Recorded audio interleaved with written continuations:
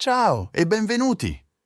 Prima di immergerci nelle ombre del tradimento, ecco come potete far brillare una luce sul nostro canale, iscrivendovi ad Amazon Audible con il link qui sotto in descrizione.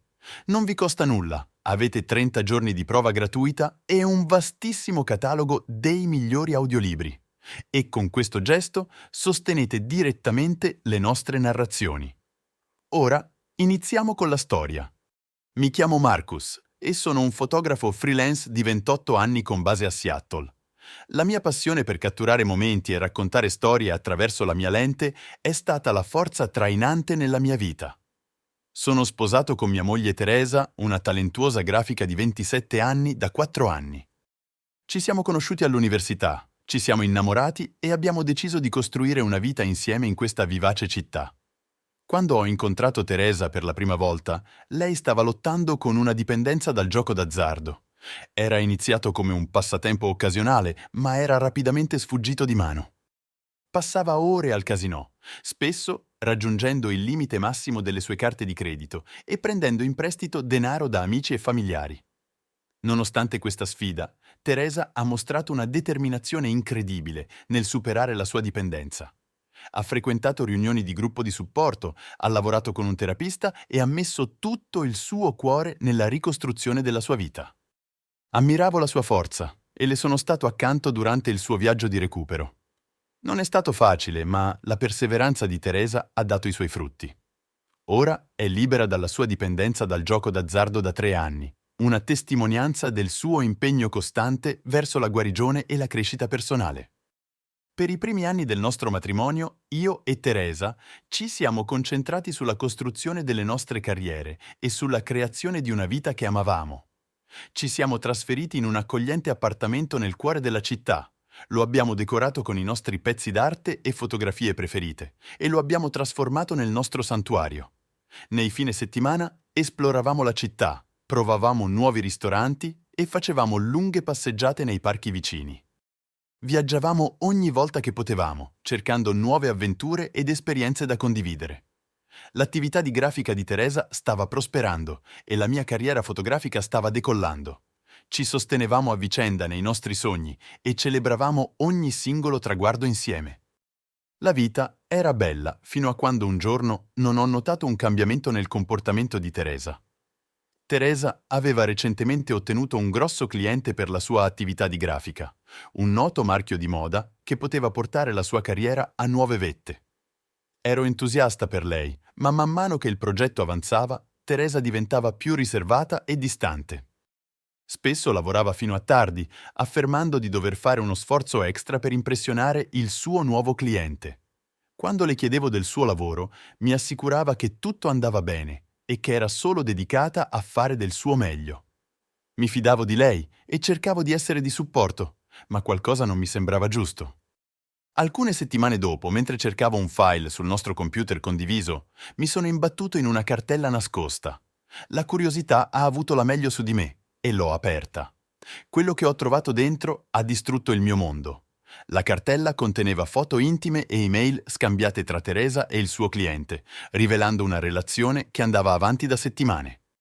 Mi sono sentito come se mi avessero colpito in testa. Non riuscivo a respirare, non riuscivo a pensare. Tutto quello che potevo fare era fissare lo schermo, incredulo, con le lacrime che mi scorrevano sul viso. Confrontare Teresa è stata una delle cose più difficili che abbia mai fatto.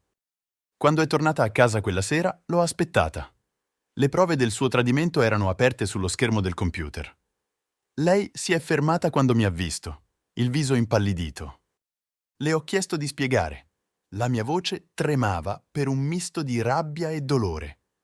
Teresa è scoppiata in lacrime, piangendo incontrollabilmente. Ha confessato la relazione, sostenendo che era stato un momento di debolezza e che se ne pentiva profondamente. Mi ha supplicato di perdonarla, promettendo che non sarebbe mai più successo. Amavo profondamente Teresa e volevo credere a lei. Abbiamo concordato di lavorare sul nostro matrimonio e di ricostruire la fiducia che era stata infranta. Abbiamo iniziato a frequentare la terapia di coppia, dove abbiamo avuto conversazioni difficili ma necessarie sulla nostra relazione. Teresa sembrava genuinamente pentita e decisa a rimediare. Ha interrotto ogni contatto con il suo cliente e si è concentrata sull'essere presente nel nostro matrimonio. Per un po' le cose sembravano migliorare. Comunicavamo più apertamente e sembrava che stessimo recuperando. Tuttavia, con il passare delle settimane, non riuscivo a liberarmi della sensazione che Teresa stesse ancora nascondendo qualcosa. Continuava a proteggere il suo telefono, tenendolo sempre rivolto verso il basso quando non lo usava, e spesso usciva con le amiche senza invitarmi, sostenendo di aver bisogno di tempo solo per ragazze. Ho cercato di darle spazio e di fidarmi di lei, ma il dubbio costante nella mia mente non spariva. Una sera, Teresa mi disse che sarebbe andata a un evento di networking per designer. Si vestì, mi baciò addio e promise di tornare a casa entro mezzanotte. Con il passare delle ore e superate le 23, cominciai a preoccuparmi sempre di più. Chiamai e mandai messaggi a Teresa, ma non rispose. All'1:37 non ce la feci più e chiamai la sua migliore amica, Ronda, sperando sapesse dove fosse Teresa. Quello che Ronda mi disse fu come un coltello nel cuore. Non c'era nessun evento di networking. Teresa era stata fuori nei bar e nei club con un nuovo gruppo di amici, persone che non avevo mai incontrato. Ronda era riluttante a dirmelo all'inizio, ma non sopportava più di vedermi all'oscuro. Si scusò per non aver detto nulla prima, ma sperava che Teresa lo avrebbe ammesso di sua iniziativa. Quando Teresa finalmente barcollò dentro casa alle 4:36, ero lì ad aspettarla, il cuore pesante per il tradimento e la stanchezza. La affrontai riguardo alle sue bugie, la mia voce calma ma ferma. Teresa cercò di difendersi. Sostenendo di aver solo bisogno di spazio e tempo con le amiche, diceva di sentirsi soffocare nel nostro matrimonio e di aver bisogno di sentirsi nuovamente una persona a sé stante. Ascoltai, cercando di capire, ma la fiducia tra noi era stata infranta. Non sapevo come andare avanti. Pochi giorni dopo, ricevetti un messaggio anonimo sui social media. Conteneva foto di Teresa che baciava un altro uomo in un club, le sue braccia intorno al suo collo, le mani di lui sulla sua vita. Il messaggio diceva semplicemente: «Pensavo dovessi saperlo». Mi sentii male allo stomaco. Non potevo credere che stesse succedendo di nuovo. Affrontai Teresa con le foto e lei crollò, ammettendo di aver visto quell'uomo da settimane. Disse di essere confusa e di non sapere più cosa volesse. Capii allora che non potevo più farlo. Non potevo passare la mia vita aspettando il prossimo tradimento, la prossima bugia. Meritavo di meglio, meritavo qualcuno che mi amasse, mi rispettasse e fosse onesto con me. Con il cuore pesante, dissi a Teresa che volevo il divorzio. Il processo di divorzio fu doloroso, ma fu anche un periodo di grande crescita personale per me. Mi trasferii dal nostro appartamento e mi concentravo sulla mia carriera fotografica. Impegnai il mio cuore nel mio lavoro, usando la mia arte come modo per elaborare le mie emozioni e guarire. Mi circondai di amici e familiari di supporto che mi sollevavano e mi ricordavano il mio valore. Teresa cercò di riconquistarmi, promettendo di cambiare e supplicandomi di darle un'altra possibilità, ma sapevo che dovevo rimanere fermo. Non potevo rischiare di passare di nuovo attraverso questo dolore. Dovevo proteggere il mio benessere e creare una vita che mi rendesse felice. Ora, un anno dopo, sono in un posto molto migliore. La mia carriera fotografica sta prosperando e ho trovato un nuovo senso di scopo e soddisfazione nel mio lavoro. Ho iniziato a uscire di nuovo, prendendo le cose con calma e essendo aperto e onesto riguardo al mio passato. Sto imparando a fidarmi di nuovo, sia in me stesso sia negli altri.